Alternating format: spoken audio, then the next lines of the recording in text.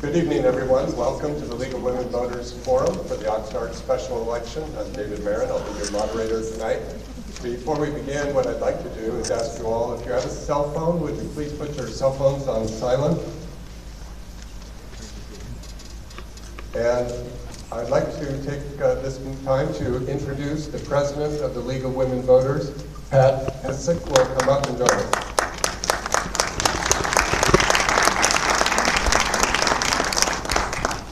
Thank you. I'd like to begin this event with a pledge of allegiance to the flag. Would you all please stand?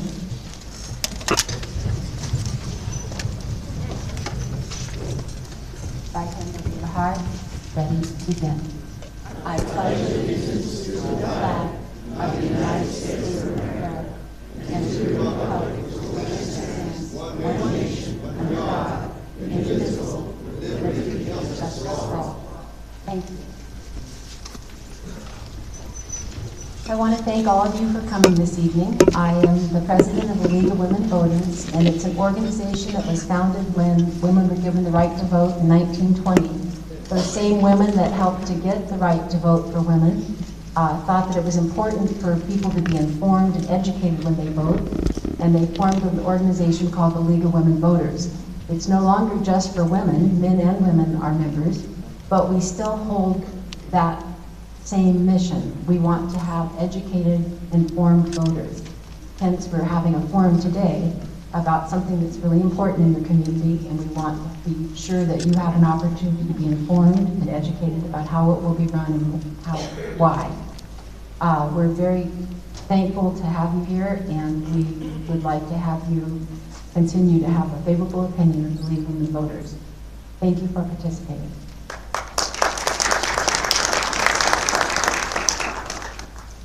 If you're interested in learning more about the League, we have a membership table at the very front when you came in. We have materials, and we're welcoming anyone who would like to become a member as well. In a few moments, we'll invite our first two participants, but I'll ask them if they could go over to the far side, my left. That would be Erin Starr and Alicia Purcell. While they're doing that, I'd like to give a couple of instructions from the League. So first of all, we ask you to please hold any applause unless we ask you to clap. The reason is we want to be fair to all candidates. It's not really a popularity thing, and that allows us more time to get through more questions. I do intend to finish exactly on time. One important note is that the League does not support or oppose individual candidates. We are completely neutral. And tonight is unusual for us. We have so many candidates, so many segments that, unlike normal, where we have the questions come from the audience, tonight they were prepared in advance by a committee of the League with some input from some other political scientists, that type of thing. I am the moderator, but I do not live in the district. I'm not involved at all with any of the elections. So this special election is probably, for many of you, the first time there's been a recall in your lifetime in Oxnard. And that means it's a challenging type of ballot. You're going to actually be voting on 8 different things. We handed out, we're grateful to the city of Oxnard for these sample ballots that they prepared in advance for tonight. When you vote, you actually make 2 choices for each of the incumbents. So for the first one, we'll say Mayor Tim Flynn, you either vote yes or no. Do you want to recall him? That means you are unhappy with his performance, you want to recall him, you vote yes. If you like the mayor and want to keep him, then you vote no. Regardless of how you vote, you then need to choose a candidate, one of the other candidates. You may feel that, well, I like the mayor, I don't want to pick one of the others, but if the recall passes, you ought to exercise your right to choose who will be the replacement. You're not obligated, and in fact, if you don't vote for one of them, if you don't vote on the recall, but you do for a challenger, your vote still counts. So some important dates to know are that the sample ballots should be going out around the week of April 9th. One thing to keep in mind is this is a special election, which means there'll be very few polling stations, maybe half of what's usual. So if you're used to always voting in one particular location, please check the back of your sample ballot to see where you are scheduled to vote. That's going to be very important so you don't show up at the wrong place on Election Day. Election Day is May 1st. So If you are a permanent absentee ballot voter, that means you've registered with the county as an absentee voter, and you automatically get mailed a ballot. The city will honor that and mail you a ballot as well. That ballot would come out probably around the week of April 9th or a little bit after that. If you're not registered, you still have time. You can go ahead and register, and I'll give you the date later today. But there's plenty of time to still be registered. I think it's around the middle of April. So we'll talk a little more as we go along, but let's go ahead and get started.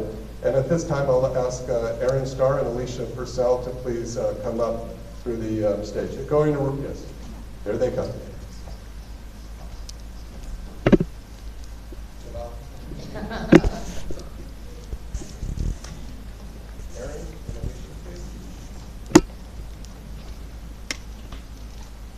You'll come all the way down to match up with this. Aaron closest to me and Alicia next to you.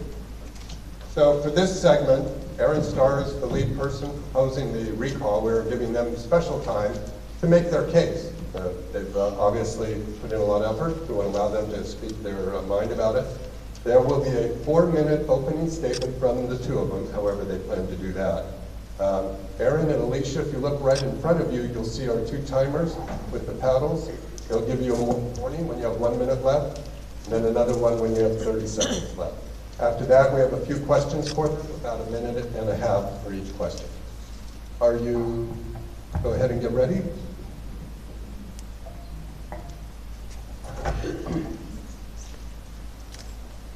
Ready? Can you hear me? Yes, sounds good. Everyone hear me? With that, we'll go ahead and introduce our speaker tonight, Aaron Starr. Let's recap the final straw that triggered the recall. The City Council adopted an outrageous 87% wastewater rate increase in 2016. We protested and they refused to even discuss it with us. I started the process to put Measure M on the ballot, and the city sued me personally to try and stop me from even gathering signatures. I fought back, won the first round in court, and in the end, 72% of the public voted for Measure M to rescind the rate increase. Rather than compromise, the city continued its lawsuit to try to overturn your vote. And they've spent about $500,000 of ratepayer money to say, your vote doesn't matter. And then they voted to raise rates again. The city council says, can you hear me better now? Okay, I gotta get right on it. City council says they needed to raise your rates for some emergency repairs, but the emergency repairs will be a tiny fraction of the spending plan. One benefit of being sued is that you get to do discovery.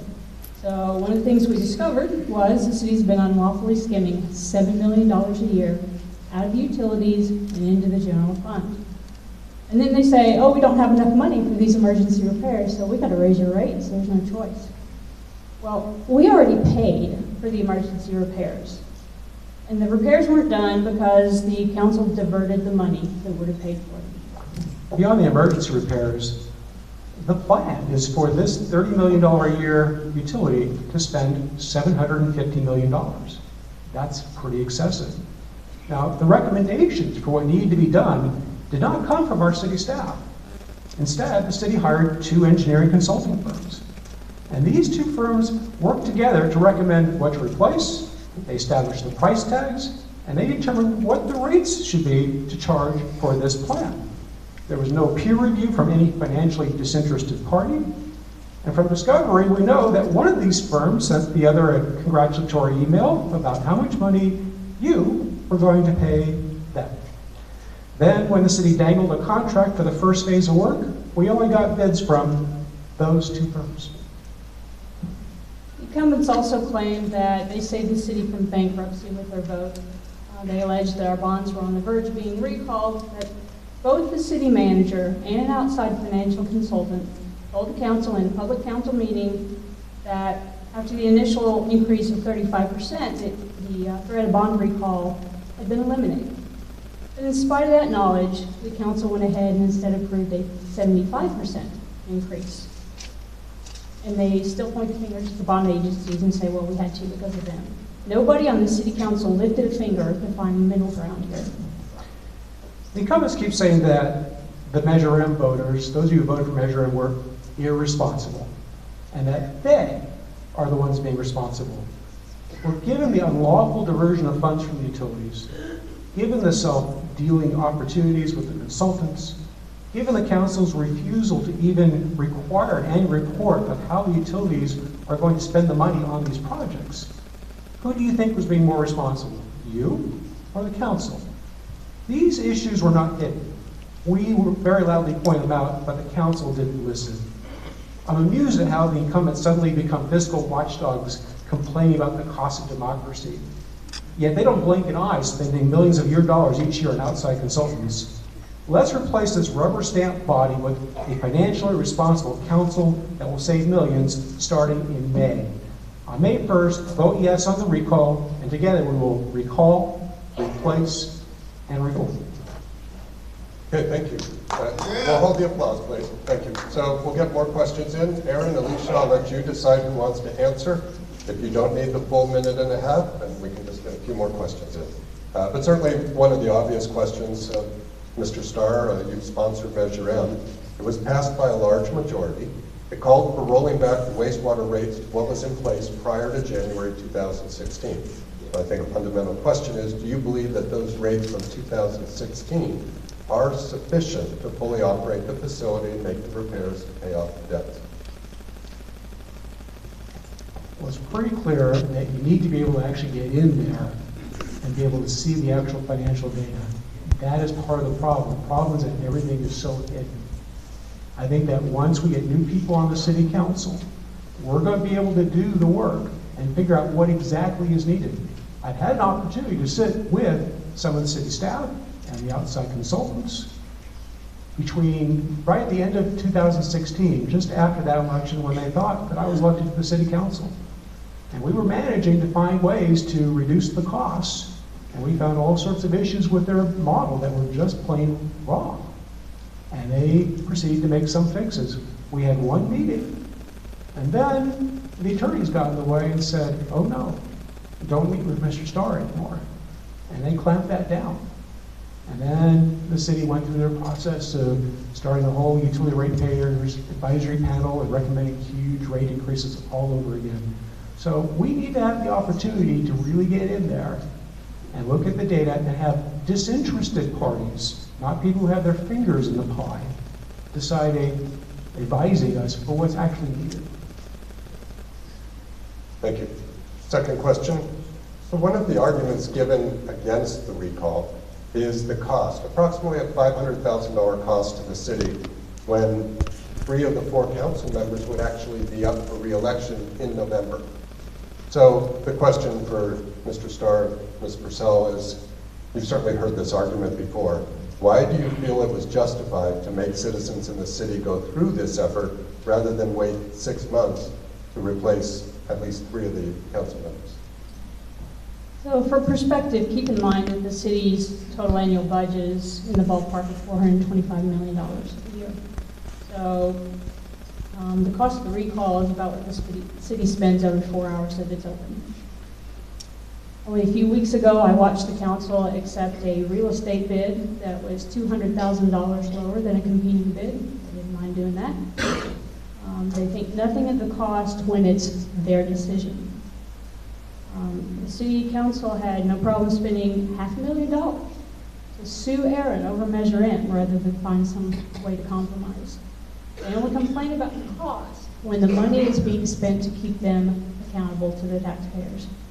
And in fact, recently the mayor's been claiming that the cost is $1 million because he's adding in the cost of the lawsuit to sue Aaron. This council decided to sue Aaron, and they blame Aaron for that cost and say it's the cost of the recall.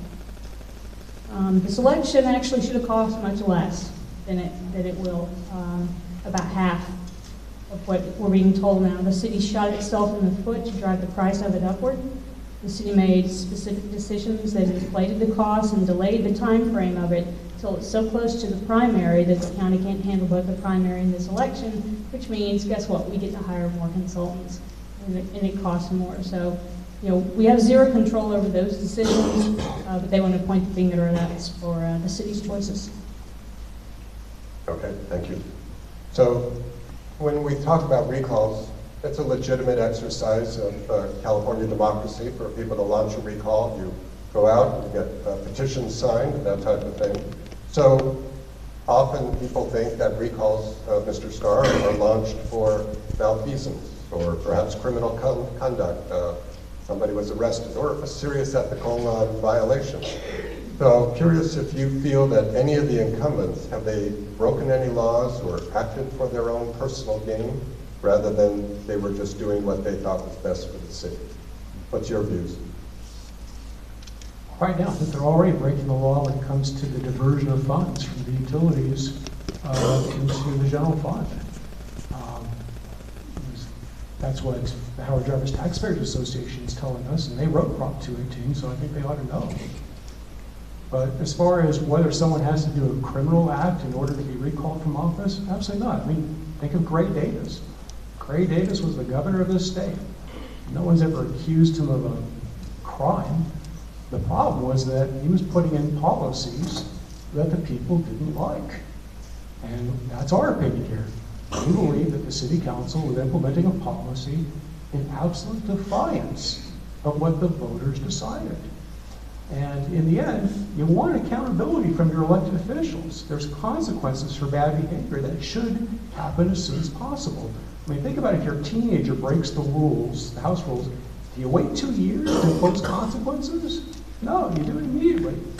And by doing this, future council members are going to remember what happened here, and they're not going to be so quick to defy the voters. Also, a lot of damage can be done by incumbents between now and November. They have already entered into one contract designed to tie the hands of future councils on utility rates. I keep watching them wasting money week after week, 200,000 here, $1 million there. The sooner we do this, actually, the better. Well, that leads into another question then. So Measure M was about rolling back the rates, what was in place back in 2016. When I asked you about in question one, you said once you get in there, you and your team will be able to see more. What happens if the recall succeeds? We have 4 new members on the council, if everyone is recalled. And then when your team gets in there, hallelujah, whatever, you find out that the rates are actually justified. So what would happen then if you actually could not roll back the rates? Would that break somewhat of an implied promise?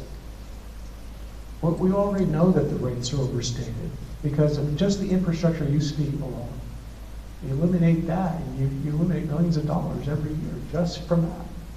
So we know that there's opportunities to economize. I know with the very little time I've spent with staff that we were able to point out flaws in their models and excessive spending. There are opportunities to do a better job. I'm really convinced that we can bring the rates in to make them reasonable.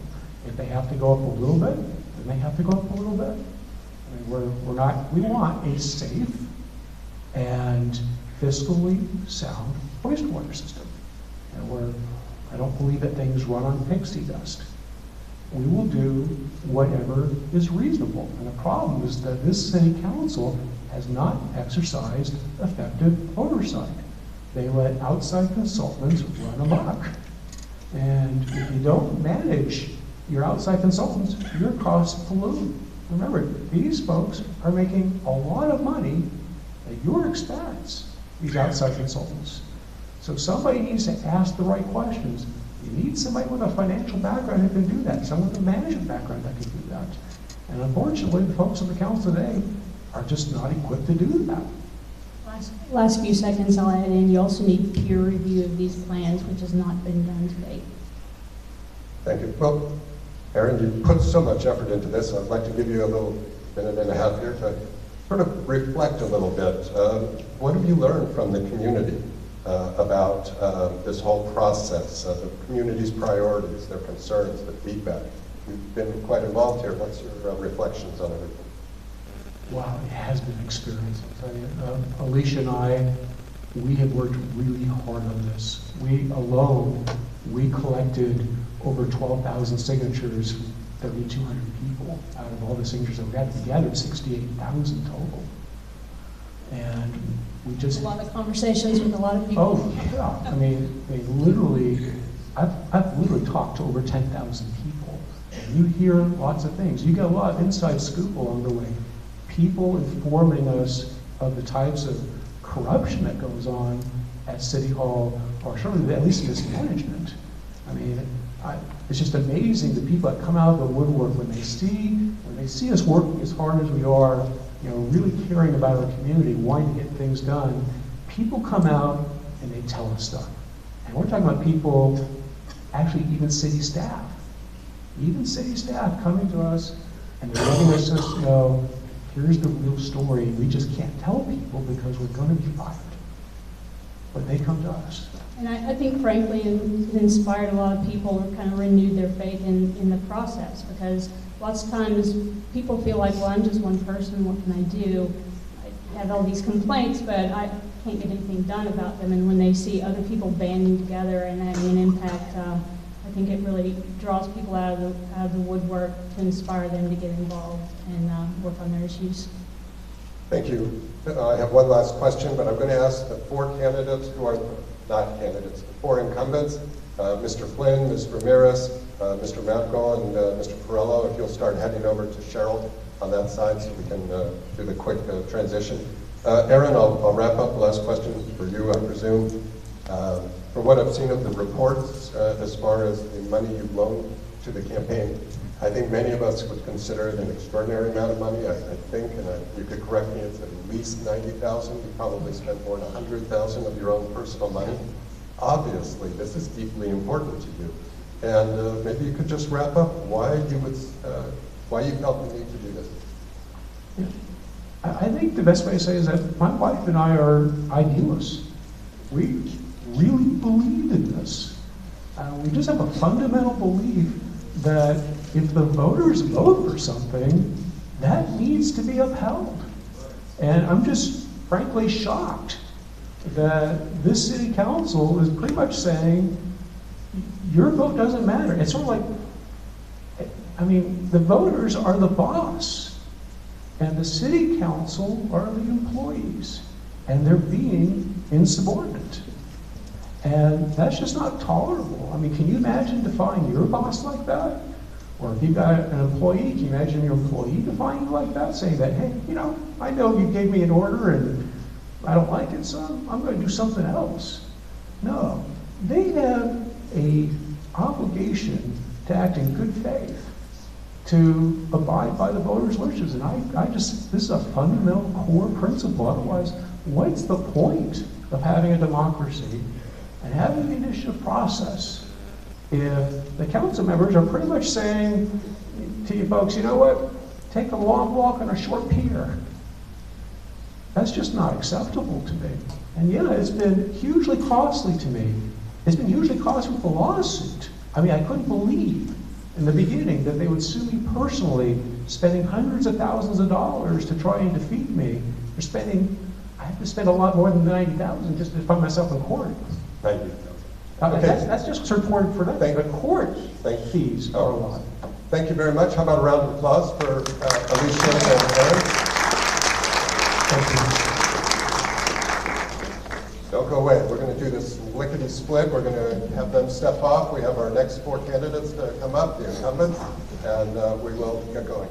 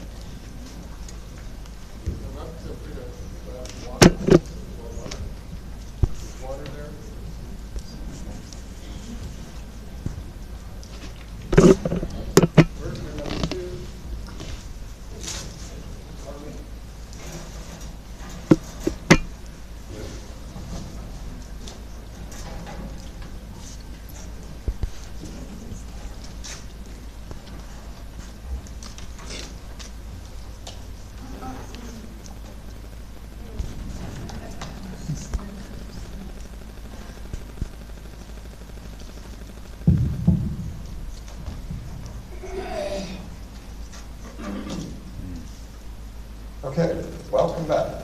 So now we have segment 3, which are four incumbents. These are the 4 people that are targeted for the recall. There is a 5th council member, Brian McDonald, but he was not included in the recall effort. So again, with the instructions, you would, Mayor Tim Flynn, you'll be voting yes or no. Bert Perello, you'll vote yes or no. Carmen Ramirez, yes or no. Oscar Madrigal, yes or no. If you vote yes, that means to recall them. If you vote no, that means you wish to keep them until their term normally ends. These incumbents each have 2 minutes for their opening remarks. We're going to begin with Tim and work our way down. So with that, Tim, the microphone is yours. If you'll stay seated, please, and use that microphone. You can adjust it. Do I have to stay seated? Okay, all right. We won't start till Let me just. I'm a full-time high school teacher, and I tend to stand a lot, just like in a classroom. I want to thank everybody here for showing up, and I have my mom and dad here this evening. I'm very proud of them. Ladies and gentlemen, this is this recall, this special election. It's not a regular election, as most of you know. And many people think it is a regular election, and we should be debating the issues as candidates. But the real reason we're here is that these 4 incumbents are being subjected to what I believe to be a fraudulent recall election. Fraud is deceit. Fraud is misrepresentation. And fraud is not telling the people the real truth. The real truth is that for the equivalent of this Kentucky Fried Chicken meal, over 6 years, the equivalent price of this Kentucky Fried Chicken meal is what your rate is going to go up. And that is to provide for the health and safety of you in this community. This recall election, as Mr. Maron has stated, is costing you, the taxpayers, $500,000. We've spent over $500,000 more just in legal costs. That would pay the city manager's salary in 1 year and 2 assistant city managers. The bottom line is that you owe, and this city owes you the truth. If I were gathering signatures and told you, do you want your rates lowered? Sign here, please. That is deceit. That is misleading. And that's why this 72% of the public was misled. They were sold a bill of goods that was simply false. Thank you. Our next incumbent is Bert Perello. 2 minutes. My thanks to the League of Women Voters for hosting this important debate at Pacifica High School, free of charge to all comers. And thanks to all Oxnard voters who took the time out of their busy personal and family schedules to show up tonight to hear for themselves the differing political views regarding the important issues surrounding this ill-advised, ill-timed, expensive, and unnecessary special recall election. Recall elections are meant to remove corrupt office holders, not responsible ones. I am a responsible representative. I am a fighter for the people. And like my flyer says, I have the political scars to prove it.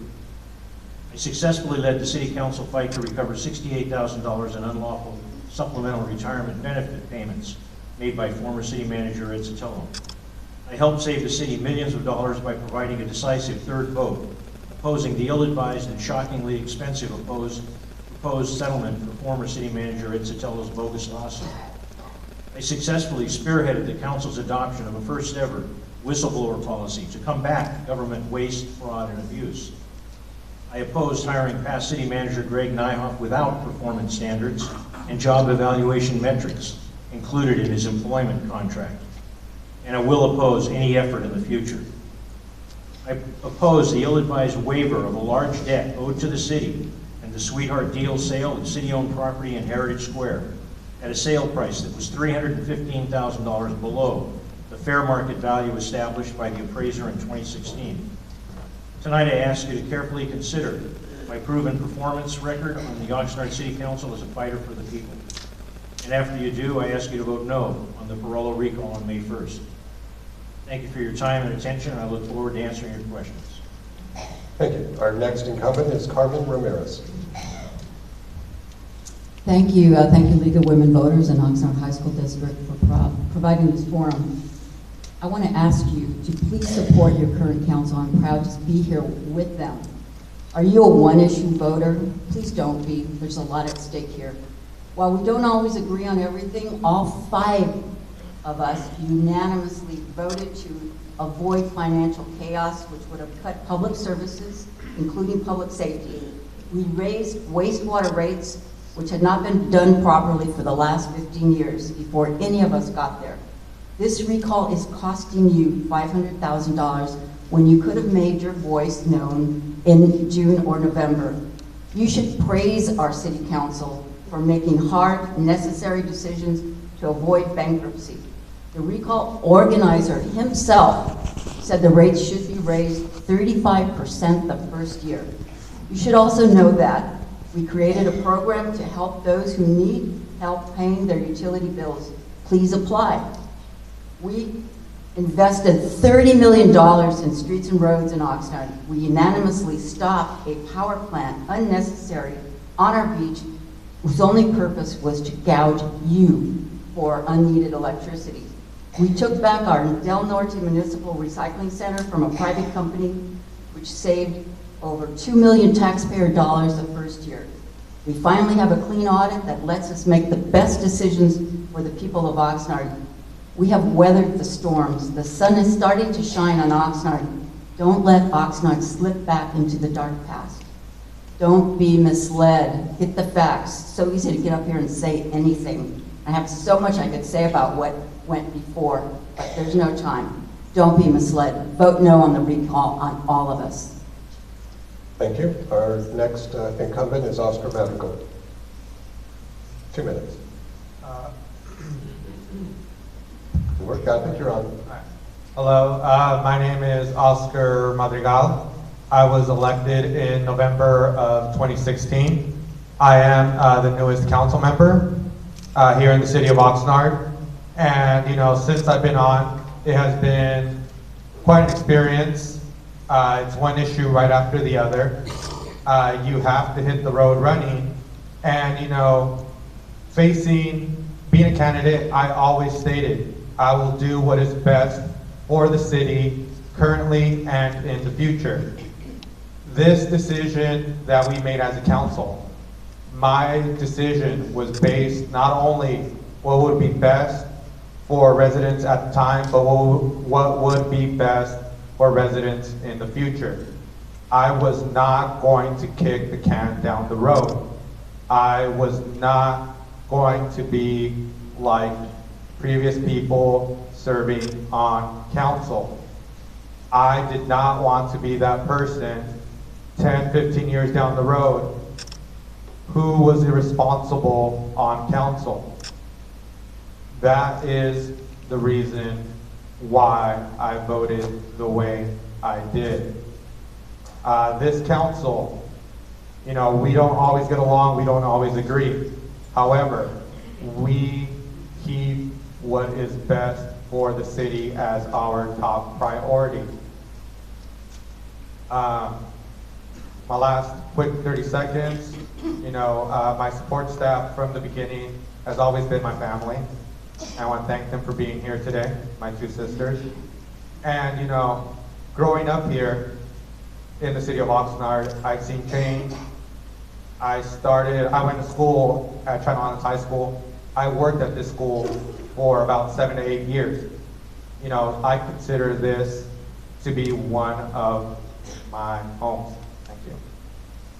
Thank you, Oscar. Bert, we're going to start the questions with you. We'll ask the questions to all 4 of you so we can get your responses. And Bert, the first question, which I think is an argument you've heard from the proponents, but Measure M was on the ballot in November 2016. It passed by a large margin. Called for the repeal of the city's wastewater rates that were adopted in January 2016. And one argument for the recall is that the council ignored the wishes of the voters. So the question is, why did you not listen to the voters and repeal the increases? That's for you, Bert. We'll start with you and rotate through everyone else. Thank you. And as a reminder, you have 1.5 minutes. I appreciate the opportunity to answer that question. Ladies and gentlemen, whoever, I apologize, Bert. You have 1 minute for a response. We'll let you start over. Yeah, we'll have you start over and do 1 minute. So, no booing the moderator, please. Go ahead, Bert. I appreciate the opportunity to answer this question, because until you're sitting in the seat, until you go behind closed session, until you get the decisions that have been made by the experts, the people that are hired by the city of Oxnard as experts, financial experts, engineering experts, outside consultants, citizen ratepayer review boards, and they tell you, you have to make this decision. Even though the voters did pass Measure M, you have to make this decision because the tiger in the room is Standard & Poor's and the banks. They're going to come after your bonds. We were technically in default 7 consecutive years. Our financial advisor told us. They never told the council before, but they tell us then. What would you do, ladies and gentlemen? Let the city go broke? We have 2 people, the originator of this organization and one other elected official, Mr. Molina, that claimed it'll never happen. I'm not going to roll the dice with the public's welfare. If I want to gamble on my own, I'll do that, but not with the public's welfare. I made the best decision that I had with the facts and the data that I had at the time in the area that I needed to make the decision. Thank you. Carmen, same question to you. Why did you not honor the wishes of the voters and vote to repeal the increase? Thank you. I'm going to agree with everything Councilman Perello said. When you are hearing from your financial consultants that if you do not challenge Measure M, a very simple question, I totally get why people would sign it or vote for it. Do you want your utilities lowered? Of course you do. What you didn't hear was if the rates were lowered, we were going to be in default. It was going to affect our general fund. It was going to affect all city services. We could be in bankruptcy. People would lose jobs. There would not be services for the community. What are you supposed to do? You have to do the right thing for the future. And I get it that people aren't happy about it, but please get the facts. Understand that 5 of us, 3 of us running again in November, would never have done this if we didn't absolutely have a gun to our head. And we did. And I believe we have done the right thing for our city now and in the future. We're going to have a safe sewer system. We're not going to be fined. Thank you. And Oscar, your explanation for why you voted, why you did not honor the voters' wishes and repeal the increase? First of all, I totally agree with what the 2 previous speakers stated. And as I stated in my original statement, you know, I was going to do what was best for the city now and what was best for the future. I don't enjoy paying more for my utility bill. I don't think anyone here does. You know, unfortunately, it's something that, you know, we have to do because it is what is best for the city. You know, before this, nobody was complaining because we had probably a lower bill than the majority of the rest of the county. So, you know, unfortunately, it was one or the other. I was not going to risk the future of the city on this particular decision. Thank you. Tim, we'll wrap up this question with you. Same question. Thank you very much. Imagine those people that were gathering signatures if they told you, could you please sign this petition and help us bankrupt the city? Imagine how many people do you think would have signed that petition? How many people would have voted for Measure M had they known that their vote would directly lead to the bankruptcy of the city? No one in this city, I would contend, that voted for Measure M actually understood that that's exactly where the city was heading. And, you know, the recall proponents, one of them in particular is an accountant. I believe he's smart enough to know that the city indeed would have gone bankrupt, and I could only presume, him knowing and him being smart enough to know that the city would have gone bankrupt, that actually is his real intention all along. Okay, thank you. Carmen, we're going to start the next question with you. Carmen, as you're probably aware, other cities routinely raise utility rates to pay for ongoing cost increases. And some cities certainly charge more than Oxnard, although every city is a unique situation. So, Carmen, why do you think Oxnard's increase has generated such a firestorm of controversy? And what can be done to avoid controversies like this in the future? Well, one of the things we have to do is stop talking in percentages. I have a 4-bedroom home. My husband and I and a number of animals live there. We have fruit trees. My increase in sewer portion of the bill was $5. Over the life of this, it's going to be ultimately 20 in 5 years. I think that's worth it to have a sewer system that works. Why is it? Because we're talking in percentages. People don't really understand the true cost of keeping a system safe. We have workers who are in danger of falling into the tanks. We have trucks that have gone through the manholes. We are in deteriorating situation, and as a Councilman Madrigal said, we have in the past, not this council, we took it on the chin, we're taking it on the chin right now. We did not kick the can down the road. We have to have our people understanding the finances of the city and not being misled by facile descriptions of our situation. Thank you. Oscar, same question to you. Why do you think this created such a controversy, and what can be done to avoid those controversies in the future? Growing up in La Colonia neighborhood, this is a blue-collar city. People work hard, people have multiple jobs to get by. Everyone here grows up, they know growing up that life is hard, life is difficult, and when you see a raise, you know, most people are living paycheck to paycheck. Those extra dollars are going to affect you. So when that happened, of course there was anger. Of course people were upset.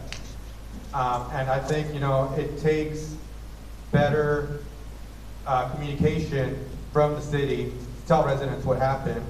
Unfortunately, you know, I don't think the city did a good enough job in that, and it just created a whirlwind, and that's where we're at today. Thank you. Tim, same question to you.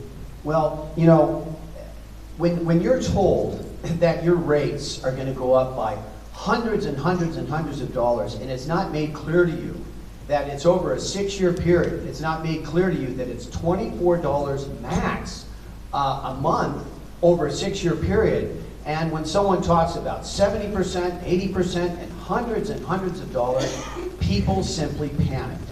And that's why I say this recall is based on deceit. It's based on fraud. People were misled in this city.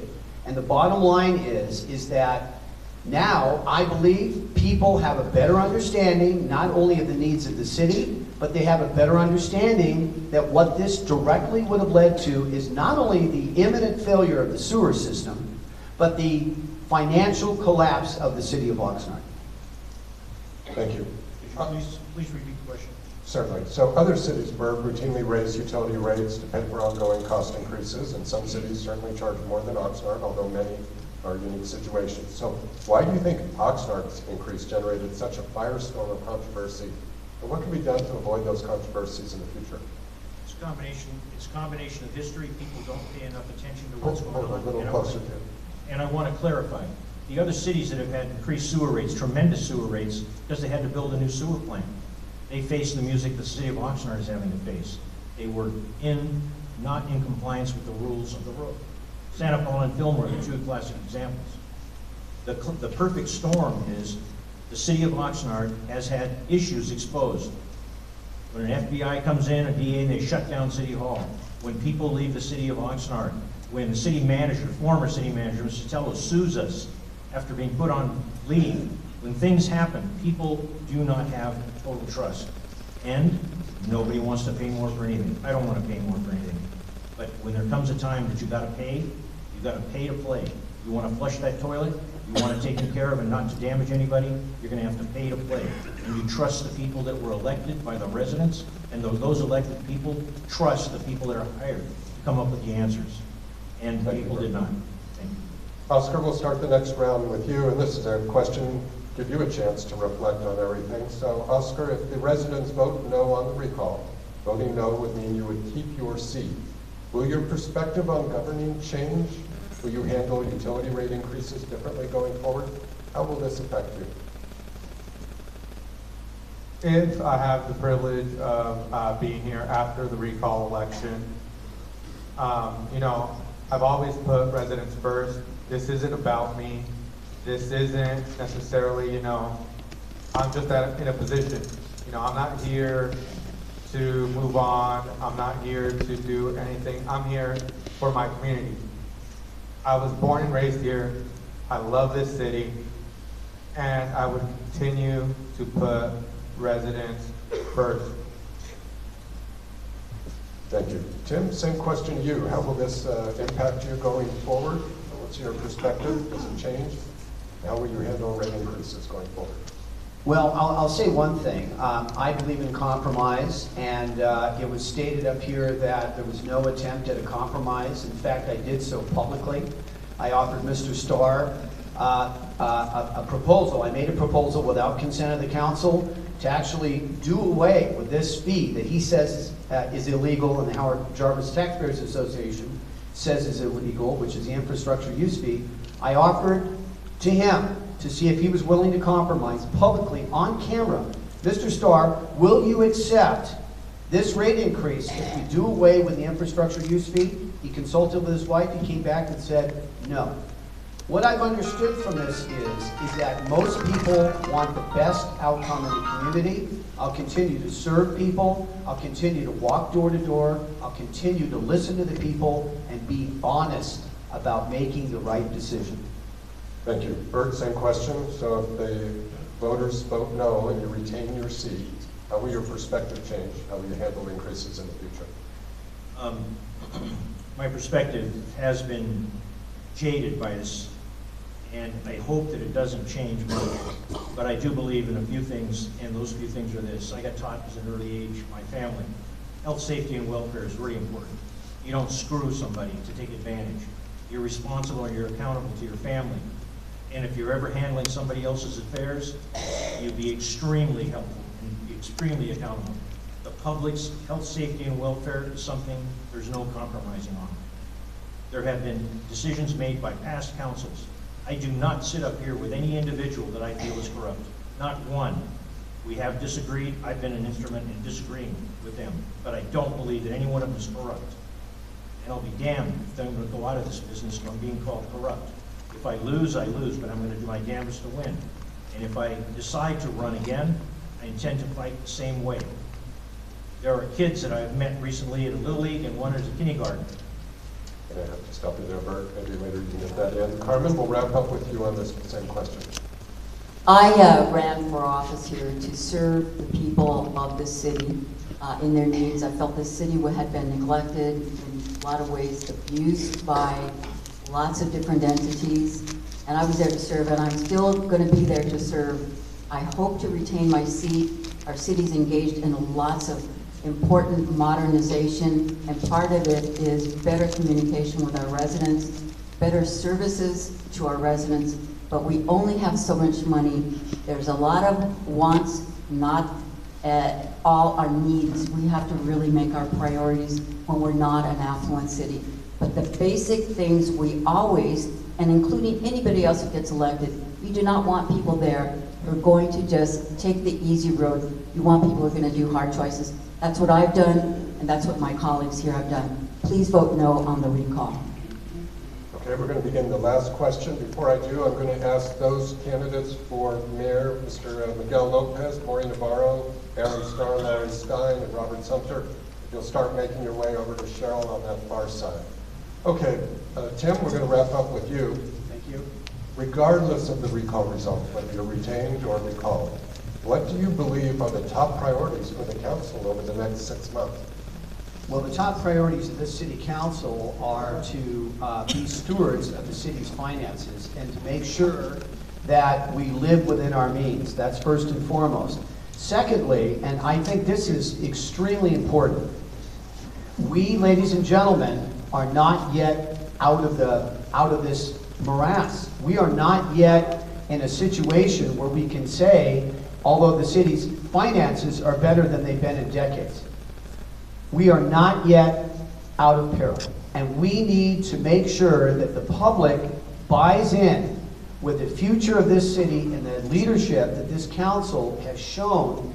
We, ladies and gentlemen, are the first council, I would contend in decades, that has our hearts grounded in this community. And we have our best interest of the people at mind, and I will continue to fight for what I believe is Oxnard's best interest. Believe in Oxnard. Thank you. Bert, same question to you. What do you think are the top priorities for the council? Top priorities of the council, very similar to what the mayor said. The city of Oxnard is not out of the woods money-wise. Contrary to whatever you may believe or think, you need to know where we stand, just like the 5 council members need to know exactly where we stand. And right now, it's a work in progress. The next thing is, we need a city manager. We need a city manager that's going to be accountable to the council and to the residents. And the process of getting that city manager is a very big priority. And then we need to do the very best we can for the residents of Oxnard. Health, safety, and welfare is a big thing.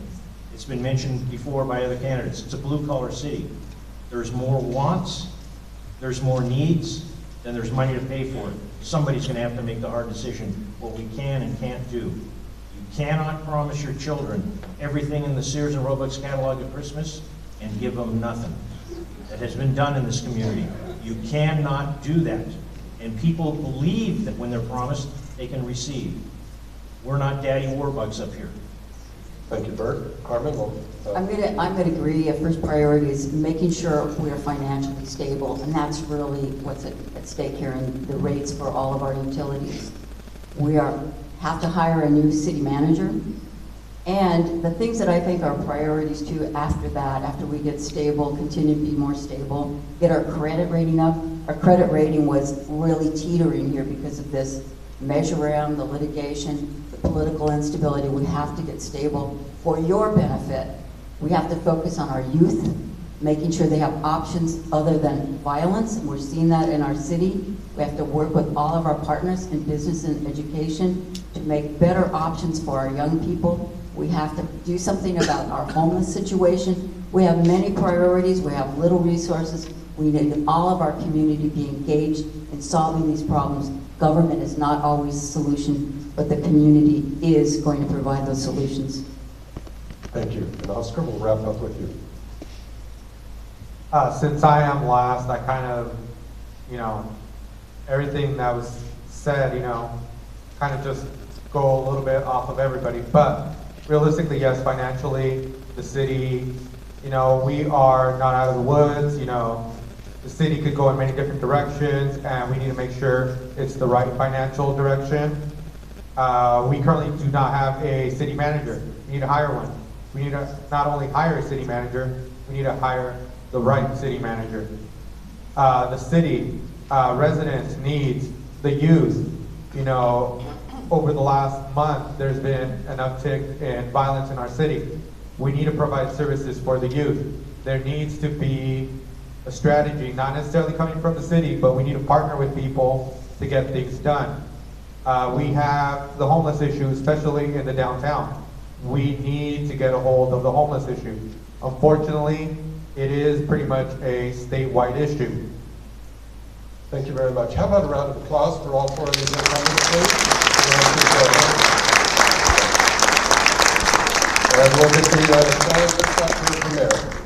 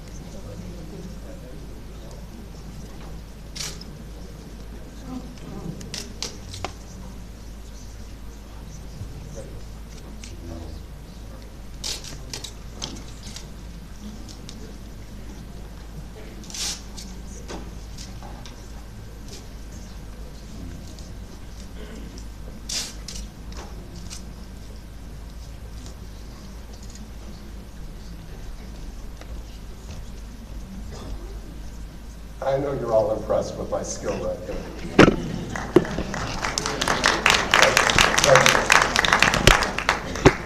A big buck. So, welcome again. A couple of little updates. So again, the election is May 1st. You are voting to either recall or keep. You vote yes if you want to recall, no if you want to keep. Either way, you should vote for a challenger. Now we're going to hear from the 5 challengers for mayor, and you can decide who you'd like to support.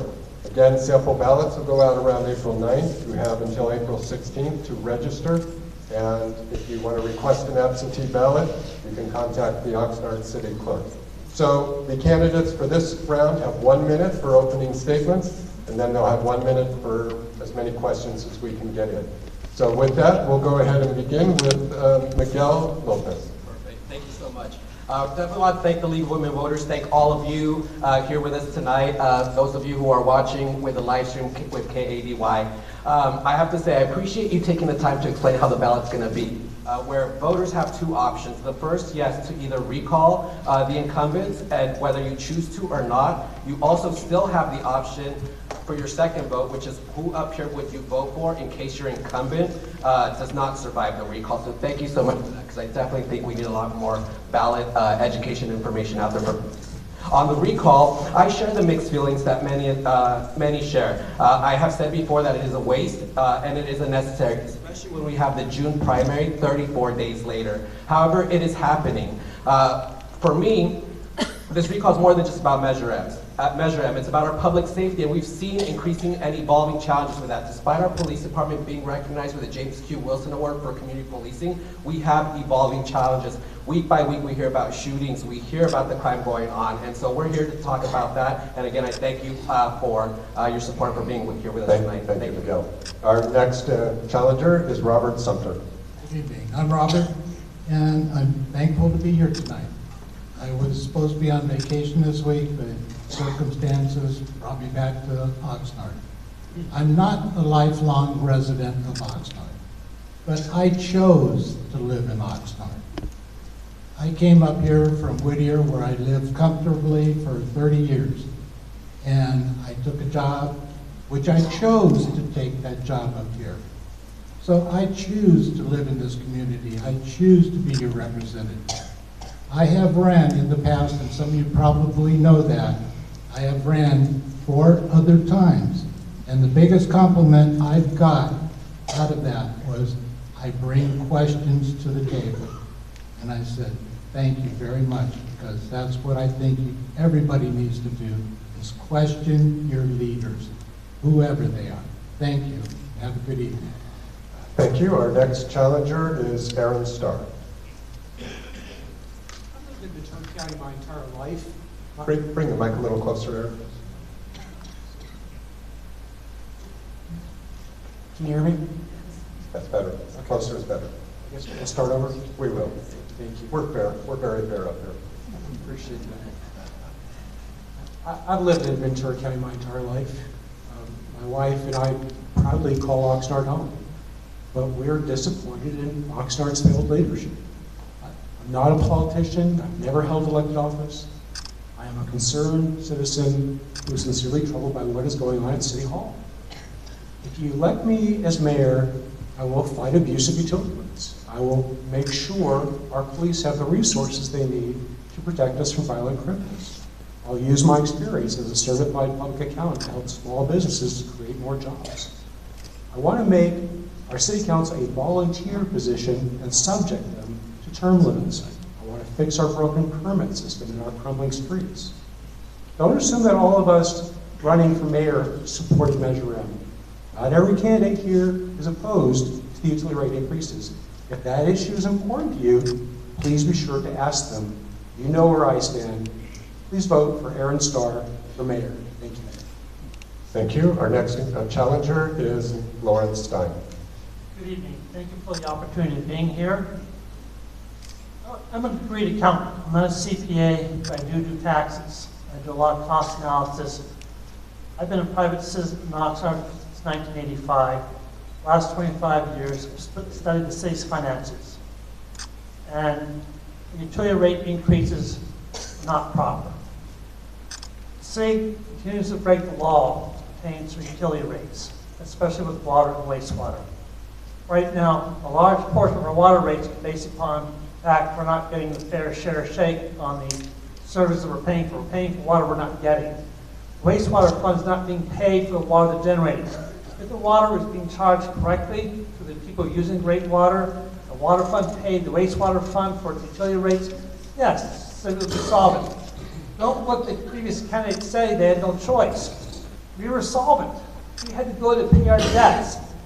As long as we're able to pay our debts, we're not going to go bankrupt. Vote for me. Thank you, and we'll wrap up with Lori Navarro. Good afternoon, and thank you, everybody. I bring to the table a business acumen. I was a business contractor for the city of Oxnard for 42 years. I worked for Oxnard PD, ATF, DEA, you name it, any law enforcement agency, I worked for. That's why I've never ran before, because of a conflict of interest. What we have today is that Naranja City between LA and San Jose is so mismanaged, not only by our current city council, by previous city councils. We need to hire locally, we need to hire local people, so we can get rid of this debt that we have on all the retirements. And we need to hold managers accountable, and we haven't. Later on, I'll tell you where I've seen the mismanagement, not just in the water, but lack of interest from our own people that live in Oxnard, that work for the city. Thank you. Robert, we're going to start with you. So the recall started with the wastewater hikes. If you were elected mayor, will you fulfill the promise of Measure M and repeal all the rate hikes since 2016? And if yes, what budget changes will you make to handle any shortfall if there is one?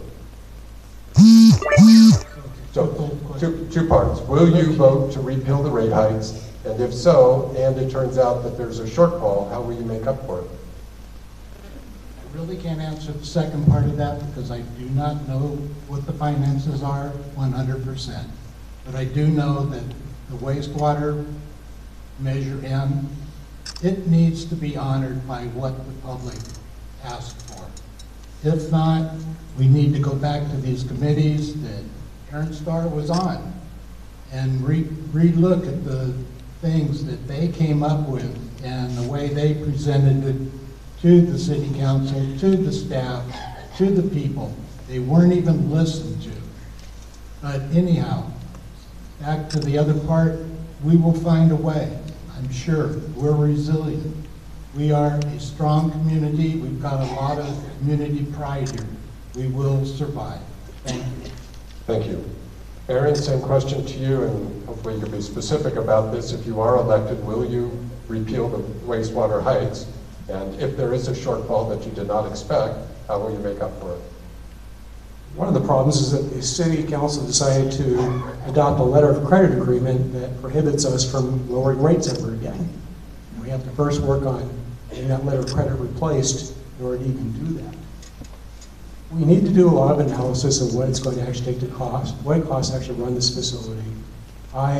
Just sitting down with staff and the outside consultants, we were able to figure out that at least at the initial step, that a 21% rate increase was going to be sufficient. I think we could have gotten down much further than that. So there's just a lot of work to do. It's hard to give you a really good answer until somebody actually is able to get in there and actually look at the books. But I can tell you that my experience as a manager is that I have ways of making sure that we have the best productivity we can get. I've been accused of stretching a quarter so far that George Washington Brutus, and we're going to use that.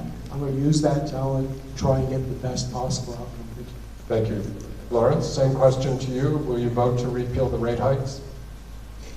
Before I repeal the rate hikes, I want proper analysis performed. Right now, we residents, 44,000 commercial and residential users of water are paying for water we're not receiving.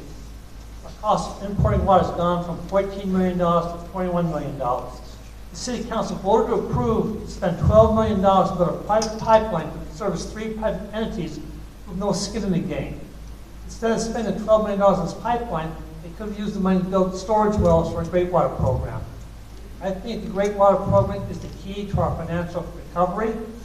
To build a Great Water Program with the ASR wells and store water, the people of Great Water will stabilize our water rates, and the water company, the water fund pays the wastewater fund for its product. I think the rates will be stabilized. I don't see any rate increases necessary. The city just follows the law.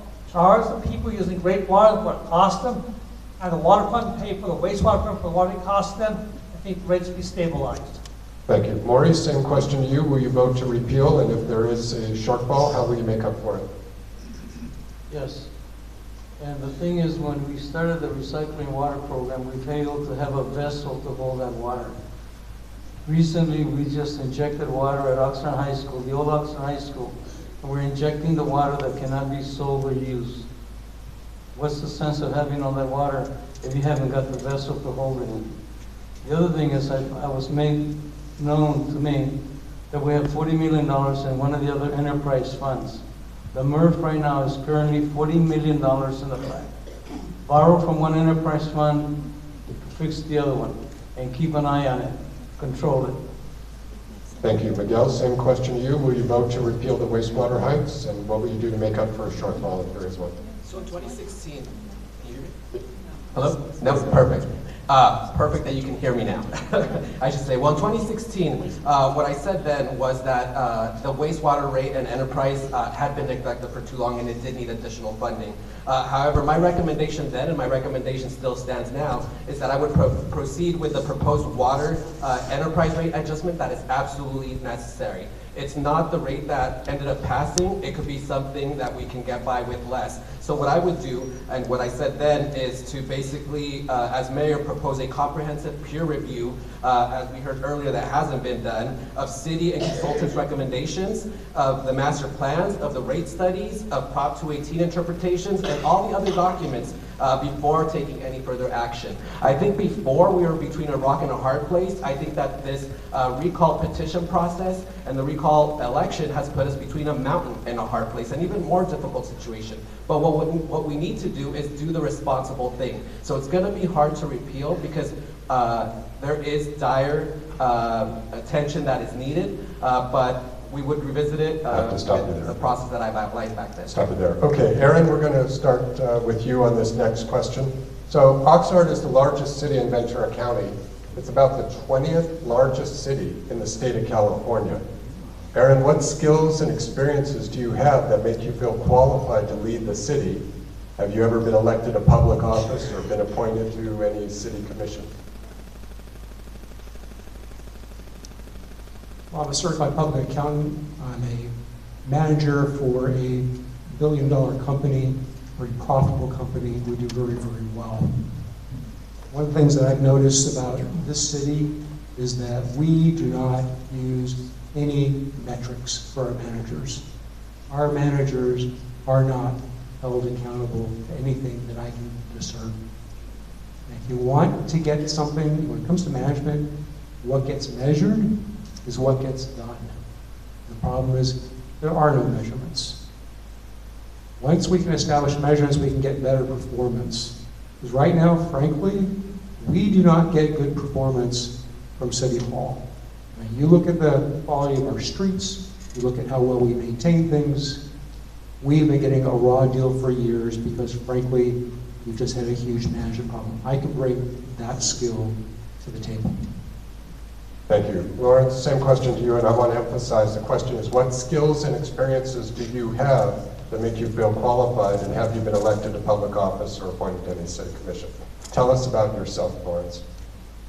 Thank you. I have run numerous times. I've never lost an election. I was never voted in either.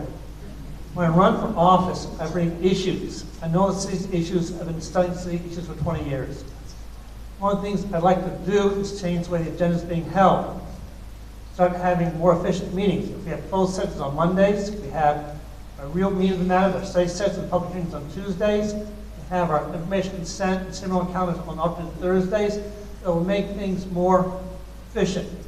I also want to have a budget process in place for the city council that controls the budget.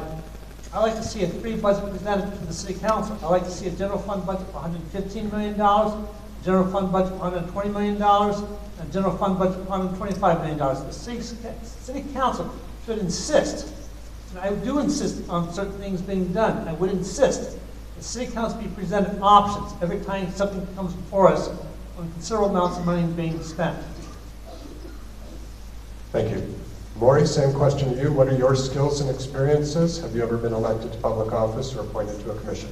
I've been appointed to the planning commission for the city of Oxnard, and the 6 years that I was there, I only had one decision overturned on me. That was the BMW plant on One Road. The other thing is that I bring is the business acumen to hire local people, and for the redevelopment, I was one of the people that held the nail when the governor shut down the redevelopment agency. I was one of the people who did that. And we need to get rid of the 51 properties that the city of Oxnard owns around the Plaza Park, get rid of the old Oxnard High School, get rid of the Gonzales and the Boulevard, Mita and 6th Street, Mita and 7th Street.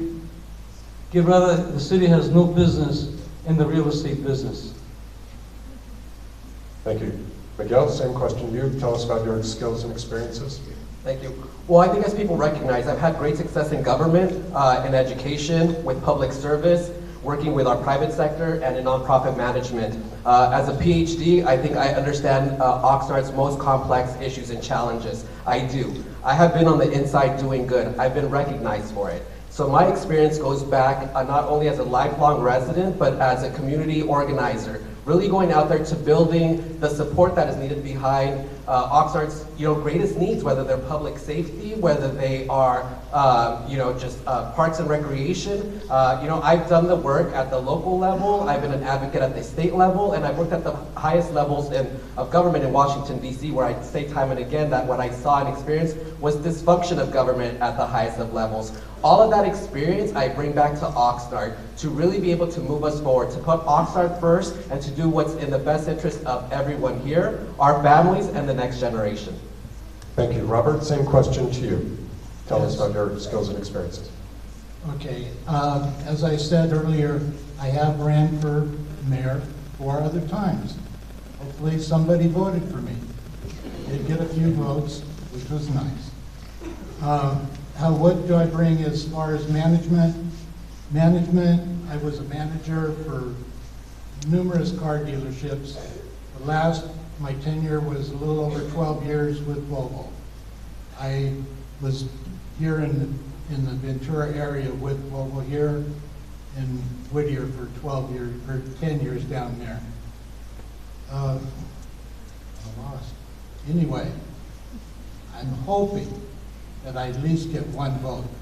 Because believe it or not, I do not vote for myself. I don't have that kind of ego. And yes, I am a politician, because even though I haven't been elected, I'm up here running for office. So I was reminded I'm a politician. Thank you very much. Lawrence, we're going to start with you. This is a question that's for all of you, of course. Lawrence, it's possible that 4 new council members could take their seats before June 1st. And if you are the mayor, you would have to lead this transition while dealing with significant issues, including such things as affordable housing, the decommissioning of 2 power plants, supporting local business, homelessness, reinvigorating downtown. So what are your views on these challenges, and how will you lead the council? I lead by asking opinion, getting consensus, and presenting ideas. First thing we need to do is have control of the budget. City council should be controlling the money, making decisions that staff is forcing down city council's throats. There are many issues involved. The police department, public safety is a very important part of our city. They take over 50% of the general fund. You heard last night at city council meeting they want X more dollars just for police cars. How many other departments are getting new vehicles? There needs to be equitably throughout the entire city departments. I plan to bring a level of ethics and accountability.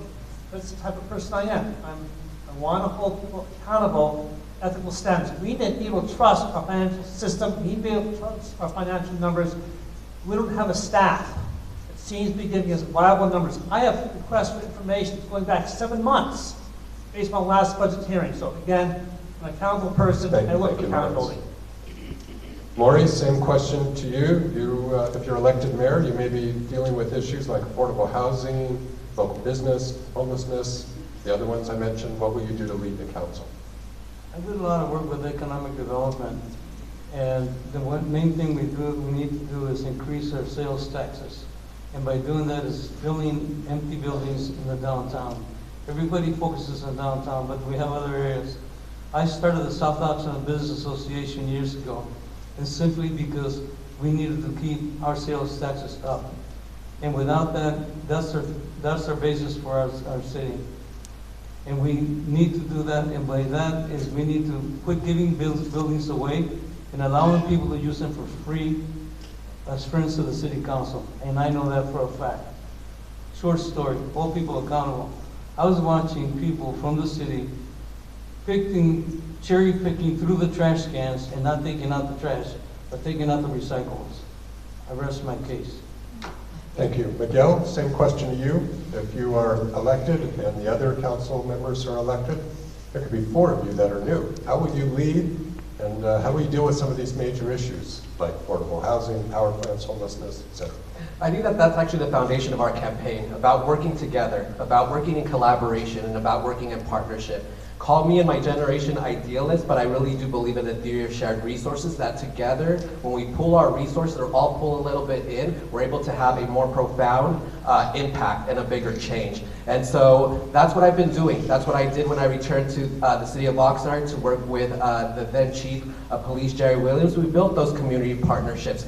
We created partnerships with the private sector, with businesses, with philanthropy, and so it's more of the same. Thus far during the campaign, I've done that. I've gone out there and have gotten the support of not only public safety, who supported me last time. I was happy also to receive the support of folks in labor, and then more recently, many of you may have seen the support of the Chamber of Commerce. These are all important stakeholders who need to be at the table, and for whatever reason or another have not been at the table. But we need to work together to tackle Oxnard's greatest challenges.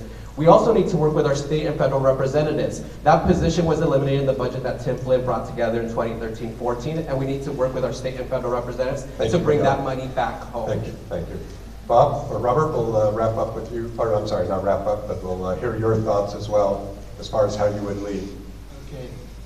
I brought it up at the last forum. We're only going to be, if we're elected, which I hope I am, we're only going to be in office for approximately 21 weeks, and that's on the outside. So we're going to hit ground running. There's probably going to be 2, maybe 3 people that are going to be new to the forum there in the city chambers. We're going to have to work together. There's no way around it. And that's one of the things that I bring in my team.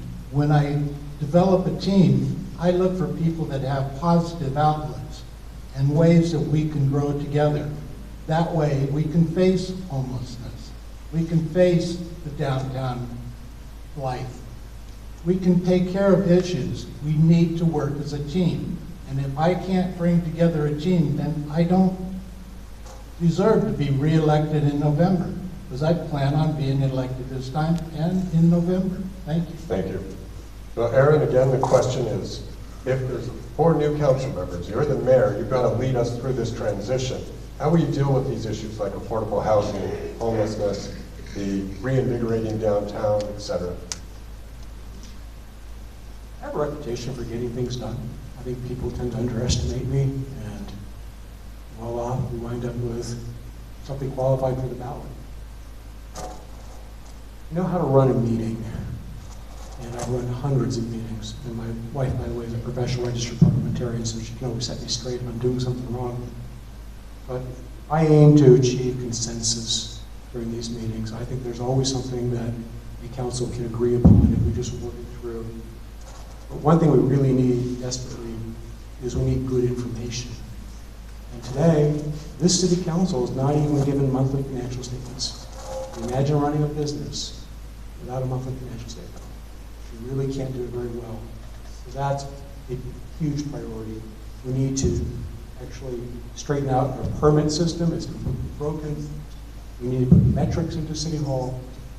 We need to have budgets, real budgets, where We're not just rubber stamping decisions. Thank you. I'm going to ask the candidates for City Council to start making your way over there as we get ready for our last question here. There's 7 of you here. If you'll please make your way over to Cheryl. Thank you. So let's see, Maury, I think we'll wrap up with you on the questions tonight. If the city has not selected a new city manager by the time you take office, what are some of the skills that you would look for in a potential manager? And maybe share a little bit about your perspective of the duties of the city manager versus the duties of a council. Well, the city manager serves at the mercy of the city council, at the whim of the council. And I think, and I fully believe, we have 2 people right now and staff that are capable of doing the job. There isn't any need for us to bring foreigners from other cities to tell us how this city is being run. We need to run our city with people that are local and keep everything local. And we have the able-bodied people, and that way we would get rid of all this unfunded retirements that we currently have. It's been crazy. We bring people from out of town, and I work with several city managers, and I guarantee you that. I work with all of them. And Mr. Neahan was probably one of the ones that was hardest to work with. Thank you. Miguel, same question to you. If we have to hire a new city manager, that hasn't been done yet, what are you looking for in their skills? And how do you balance the duties of the city manager versus the duties of the council? Great question. I basically do what I do now when I hire any candidates or want to bring a person to join our team. I clearly recognize what our vision is, what our goals are, what our priorities are, and even what needs our immediate attention. I would certainly look at the individual's background, their education, their preparation, the record of achievement, and what qualifies them. I would look at their strengths and their weaknesses, because Oxnard itself, I think many of us would agree, is not a textbook study. We are our own case study, with just many special, I'll say, challenges. At the same time, we have many unique opportunities. And so I would certainly look at someone who has strengths in building a team, and quite frankly, at how they've managed conflict in the past. But we need someone who is dynamic, who's innovative, who is committed for the long haul. Perhaps someone who is just at the point of their career to do extraordinary things, and that's the type of partner that I'm looking for to Thank you, Miguel. in the city of Oxnard. Robert, same question to you. What will you look for in a new city manager? Not to repeat everything that's been said, but everything that Miguel, Laura said, they both say good qualities of the individual. The number one thing that I look for in a person is how he works with others. And if he can work with others, then he can build a team. Or she. Thank you. Anyway, one or the other. They can build a team. And that's what we need here. We need somebody who's strong in leadership. Now, as far as the council, as opposed to the city manager, he is going to have to respond and work with the council 100% of the time, in my opinion, not his own agenda. And that's another thing that another time, the agendas that are on the table up here. Thank you. Thank you. Aaron, same question. What are you looking for in the new city manager? And I probably should have used the word micromanage. How do you get away from a city council micromanaging a city manager? What are his duties? What are the council's? Well, first of all, what I'm looking for more than anything else is a straight shooter. I want someone who's going to be able to tell me, hey, I don't know the answer, but I'm going to find out for you. I don't want to be BS'd. I think that for us to have a successful city manager, we need to give them clear goals. What I've observed in this city is that the city council is not managing the city manager. The city manager is managing the city council. The city council needs to be the one that sets the goals and basically sets the course. My problem is that too often city manager will present things at the last possible minute. They won't offer you choices for staff reports and what the options are. And frankly, that's not a good city manager. A good city manager offers you choices, alternatives, tells you what the strengths and weaknesses of competing proposals. Thank you. Lawrence, we'll wrap up with you. Same question about the city manager. looking for somebody that's rather boring. I don't want anybody who's going to give me a wind up my skirt, so to speak. I want somebody who's going to be straightforward and plain. Preferably somebody local. I don't want a city manager who will spend 18 months just to learn what's going on in the city. I concur with the fact that somebody that we hire should be local. There are several people who run for office before.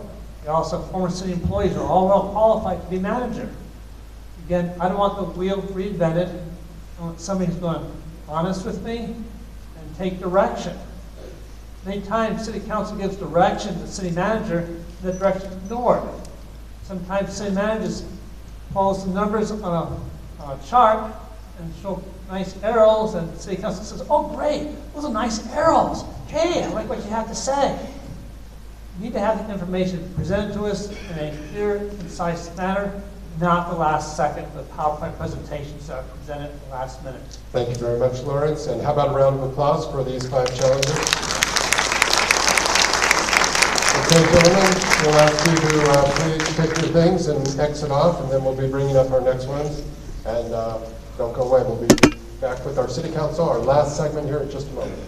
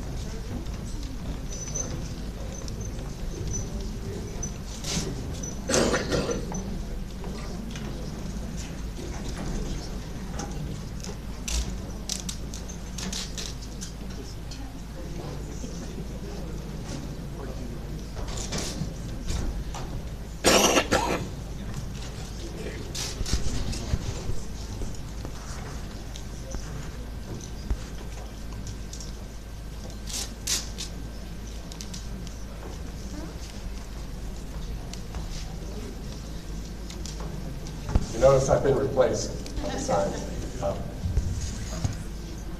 Okay, I'd like to do a shout out to thank Tom and the rest of the staff at Pacifica for helping us with everything. We have 9 people that's fine, let's give them applause. Thank you, guys. Thank you. There are 9 people who are running for city council seats. We thought it was complicated earlier, it gets a little more complicated now, because each one is running for a particular seat. So starting closest to me, we have Carrie Kreider. She is running for the Bert Perello seat of Peace Recall. Next to her, there's Ambrosio and Francine. They are running for the Carmen Ramirez seat, if she's recalled. And then we have John Daniel Angel, wow, it's been a long night, and Miguel. They are running for the seat held by Oscar Madrigal. So we will still go round robin and do all that, but I wanted to introduce you. 2 of them were unable to make it. Al Velasquez was unable to be here tonight, and Enrique Patrice was not able to be here. We do give any candidate the opportunity to send a statement, and so at this time I'll read the statement for Enrique Patrice. He sent one in, and then we'll begin with Carrie.